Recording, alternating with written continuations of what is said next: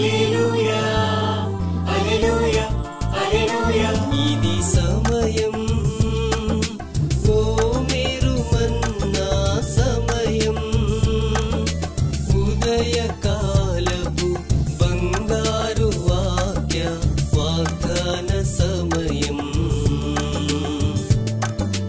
ఆదరించి బలపరచే ఓ మేరు మన్నా మార్గం చూపి నడిపించే ఓ మేరు మన్నా వాగ్దాన సమయం ఓ మేరు మన్నా సమయం. Praise the Lord. Good morning. ఓ మేరు మన్నా ఈరోజు బంగారు వాక్య వాగ్దానానికి స్వాగతం. ఎలా ఉన్నారు? పరిశుద్ధుడైన దేవాది దేవుని మహాకృప చేత క్షేమమే కదా ప్రియ దేవుని బిడ్డలారా. మరి ఈ నూతన దినములో మనలను ప్రభు క్షేమంగా ఉంచాడు, సజీవులుగా ఉంచాడు. ఎంతో కృతజ్ఞులమే మనం ఉండాలి, ప్రభుని స్తుతించాలి. ఈ దినము మొదలుకొని దేవాది దేవుడు మన యొక్క బ్రతుకు కాలం అంతా కూడా మనల్ని కాపాడుతూ ఉన్నాడని చెప్పి మనం నమ్మాలి. దేవునికి స్తోత్రం. ఈ దినం ప్రభు మనకి ఇస్తున్న వాగ్దానాన్ని మనం స్వీకరించుదాం, ఇతరులకు కూడా షేర్ చేద్దాం. 105వ కీర్తన 19వ వచనం ఈ రీతిగా సెలవిస్తూ ఉంది. సంగతి నెరవేరు వరకు యెహోవా వాక్కు అతన్ని పరిశోధించుచుండెను. Psalms 105:19. Until the time that his word came to pass, the word of the Lord tested him. దేవునికి మహిమ కలుగును గాక. ప్రియ దేవుని బిడ్డలారా, దేవుని యొక్క వాక్యము మనలను పరిశోధిస్తుంది, పరీక్షిస్తుంది. దేవుని కార్యాలు మన పట్ల నెరవేర్చుకునే వరకు కూడా కొన్నిసార్లు మనము పరీక్షించబడతాం. ఆ పరీక్షలలో మనం ఏమవ్వాలంటే మరి పాస్ అవ్వాలి, ప్రమోషన్లు సంపాదించుకోవాలండి. దేవుని యొక్క వాక్యం పరిశోధిస్తున్నప్పుడు, పరీక్షిస్తున్నప్పుడు కొన్ని మరి అవాంతరాలు మనకి ఎదురవ్వచ్చు. అయితే వాటన్నిటిలో దేవుడు మనకి తోడుగా ఉంటాడండి. దేవునికి మహిమ కలిగింది. ఈ వచన భాగాలన్నింటినీ మనం చూస్తే ఈ 105వ అధ్యాయంలో ఆ పై వచన భాగాలు చూస్తే యోసేపుని గురించిన మాటలు రాయబడి ఉండడం చూస్తూ ఉంటాం. దేవుడు యోసేపును ఒక ప్రణాళిక చొప్పున ఐగుప్తు దేశానికి తీసుకుని వచ్చాడు. ఆ అన్నలు యోసేపును అమ్మి వేసినప్పటికీ కూడా ఆ ఫరో రాజు యొక్క మరి అధ్యక్షుడైన సేనాధ్యక్షుడైన పొతీఫర్ ఇంటిలో యోసేపును పెట్టడం, పొతీఫర్కి యోసేపు పట్ల దయ కలిగి ఉండడం, ఇదంతా కూడా యోసేపుకు దేవుడు తోడై ఉండడం బట్టి జరిగిందన్న సంగతిని మనము 39వ అధ్యాయం ఆదికాండంలో చూస్తూ ఉంటాం. ప్రియ దేవుని బిడ్డలారా, గమనించండి, దేవుడు యోసేపుకు తోడై ఉన్న కారణం చేత ఆ పరాయి దేశంలో, ఆ అన్య దేశంలో, ఐగుప్తు దేశంలో ఎన్ని కష్టాలు వచ్చినా కూడా యోసేపు నిలదొక్కుకోగలిగాడు, నమ్మకంగా బ్రతికాడు. పొతీఫర్ భార్యను బట్టి అతని మీద ఆమె దృష్టి ఉంచింది. మరి ఏ విధము చేతను తను లోపరుచుకోవాలని చూసింది, కానీ యవ్వనస్తుడైన యోసేపు తన పరిశుద్ధతను కాపాడుకున్నాడు.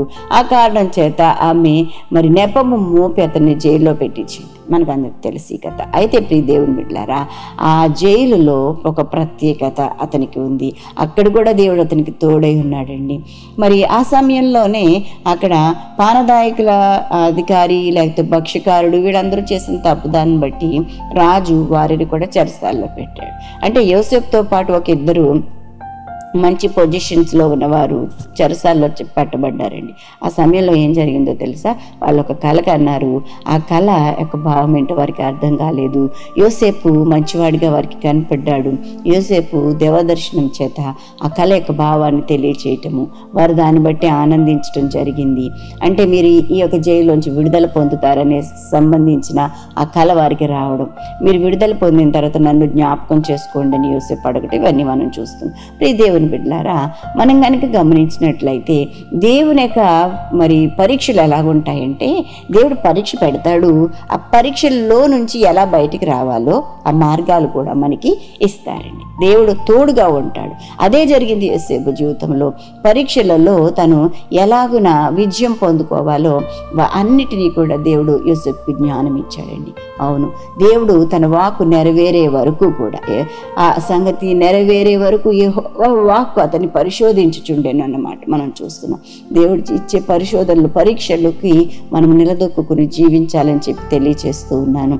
ఎందుకంటే 66వ కీర్తనలో 10-12 వచనాలు కనుక మనం చూసినట్లయితే, దేవా నీవు మమ్మను పరీక్షించావు, వెండిని నిర్మలము చేయ రీతిగా మమ్మను నిర్మలను చేశావు.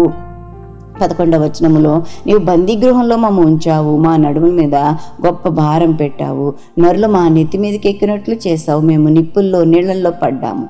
అయినను నీవు సమృద్ధి గల చోటికి మమ్మల్ని రప్పించి ఉన్నావు అని చెప్పి దేవుణ్ణి స్తుతిస్తూ ఉన్నారు ఇశ్రాయేలు జనాంగం. నిజమే ప్రియ దేవుని బిడ్డలారా, దేవుడు పరీక్షలు పరిశోధనలు ఎందుకంటే సమృద్ధికరమైన జీవితాలు మనకి అనుగ్రహించడానికే. కాబట్టి దేవుడు తను చెప్పింది నెరవేరుస్తాడు. తన పరీక్షల్లో మనం విజయం పొందుకునేటట్టు సహాయం చేస్తాడు. కాబట్టి ఏమాత్రం కృంగిపోదు. ఒకవేళ శ్రమ పడుతున్నావా, ఇబ్బందులు గుండా వెళుతూ ఉన్నావా, లేకపోతే ఎందుకు నాకు ఇంత న్యాయంగా నీతిగా ఉన్నా నాకేందుకు ఈ శ్రమలు వస్తున్నాయని బాధపడుతున్న వాళ్ళు, మాటలు వింటున్న వాళ్ళు ఎంతోమంది ఉన్నారు. ఏసేపు లాంటి కష్టాలు నీకు కూడా ఉండుంటాయి. అయితే దేవుడు తప్పకుండా నీకు తోడుగా ఉన్నాడన్న సత్యాన్ని మరచిపోద్దు. ప్రభు మీద ఆధారపడు. నమ్మకం, నీతి, న్యాయదార్థతలను విడిచిపెట్టొద్దు. దేవుడు నిన్ను సమృద్ధి గల దేశంలోనికి, సమృద్ధి గల ప్రాంతంలోనికి, సమృద్ధి గల మరి ఆ యొక్క సిచ్యుయేషన్స్లోనికి నిన్ను నడిపిస్తాడు, అద్భుతాలు చేస్తాడు. అటు విధమైన కృపా భాగ్యము పరిశుద్ధాత్మ దేవుడు మనందరికీ అనుగ్రహించి నడిపించునుగాక. ఆమేన్.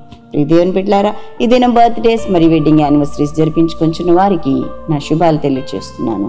ఈ నూతన వస్త్రంలో నూతనమైన దీవెనలు ప్రభు మీ జీవితంలో ప్రసాదించునుగాక. మీకు వరకు ఒక వాగ్దానం జ్ఞాపకం చేస్తాను. యోబు గ్రంథంలో 22వ అధ్యాయం 28వ వచనం, నీ మార్గముల మీద వెలుగు ప్రకాశించు. దేవునికి మహిమ కలుగును గాక. ఆయన నీ మార్గాల మీద వెలుగు ప్రకాశింపచేసి నిన్ను ఆశీర్వదిస్తాడు.